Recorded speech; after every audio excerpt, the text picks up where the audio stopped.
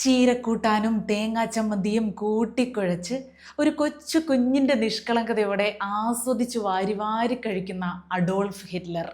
ഒരു തുള്ളി ചോര എങ്ങാനും കണ്ടാൽ 1 കിലോമീറ്ററിനപ്പുറം ഓടി ഒളിക്കുന്ന ശുദ്ധാത്മാവ്. സഹജീവി സ്നേഹത്തിൻ്റെയും കരുണയുടെയും മനുഷ്യരൂപമാണ് ഹിറ്റ്ലർ. ലോകം മാതൃകയാക്കേണ്ട ഭരണാധികാരി. ഇതൊക്കെയും എൻ്റെ അനുഭവങ്ങളിലൂടെ ഞാൻ അറിഞ്ഞതാണ്. എനിക്ക് ഉത്തമ ബോധ്യമുള്ളവയാണ്.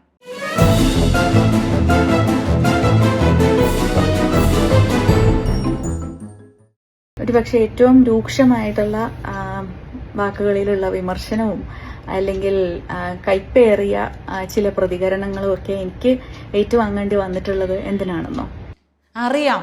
AKG സെന്ററിൽ നിന്ന് ശമ്പളം കൈപ്പറ്റുന്ന ഒരു രാഷ്ട്രീയക്കാരിയെ പോലെ ഫ്ലോർ ലെവൽ സാധനങ്ങൾ ഒരു മടിയുമില്ലാതെ പബ്ലിക്കായിട്ട് പറയുന്നതിന്.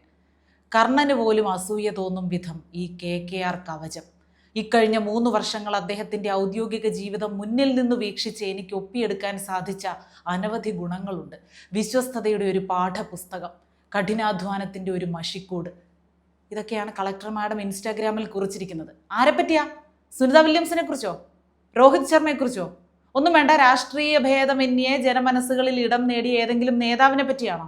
അല്ല, കണ്ണൂർ CPM ജില്ലാ സെക്രട്ടറിയെ കുറിച്ചായി പറഞ്ഞത്.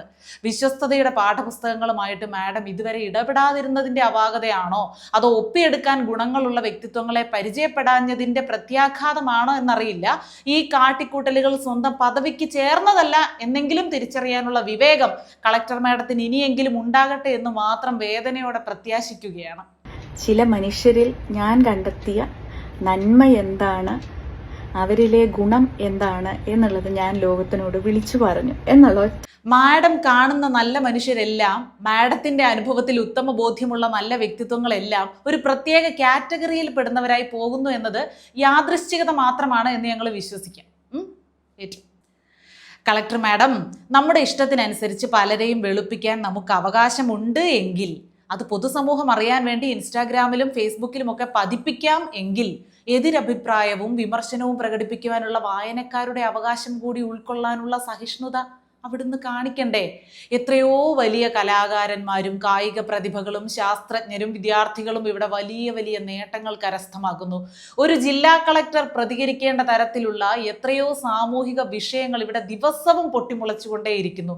അവിടെ ഒന്നും കാണിക്കാത്ത ഒരു വൈകാരിക അഭിപ്രായ പ്രകടനം ചില മുക്കുകളിലും മൂലകളിലും മാത്രം പ്രകടിപ്പിക്കുമ്പോൾ അതിൻ്റെ യുക്തിയെ ആളുകൾ ചോദ്യം ചെയ്താൽ അതിനെ കൈപ്പേറിയ അനുഭവമായി കരുതുന്നത് മാഡത്തിൻ്റെ കസേരയുടെ വലുപ്പത്തിന് ചേർന്നതാണോ?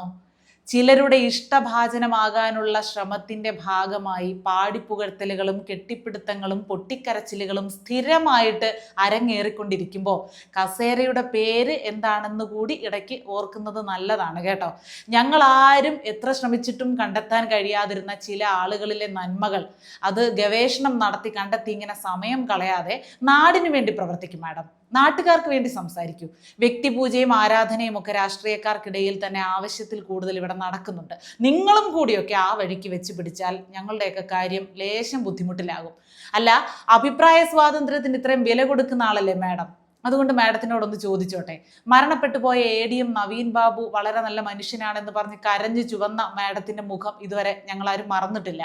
ആ മനുഷ്യന്റെ കുടുംബത്തിന് ഇതുവരെ നീതി കിട്ടിയിട്ടില്ല മാഡം. അവരിപ്പോൾ സുപ്രീം കോടതിയെ സമീപിക്കുകയാണ്. അതിനെപ്പറ്റി മാഡത്തിന്റെ അഭിപ്രായമൊന്നും പിന്നെ വന്നില്ലല്ലോ. വിട്ടുപോയതായിരിക്കും അല്ലേ? പിൻവാതിൽ നിയമനത്തിനായി ശ്രമിച്ച മഹാന്റെ കവചത്തിന്റെ കരുത്ത് വിശദീകരിക്കുമ്പോഴേ ചെറുതായി ചെറുതായി ഇല്ലാതായിക്കൊണ്ടിരിക്കുന്ന സ്വന്തം വിലയെപ്പറ്റി കൂടി അല്പം ചിന്തിക്കുന്നത് നന്നായിരിക്കും. അതെ, അറിവും വിവേകവും രണ്ടാണ്.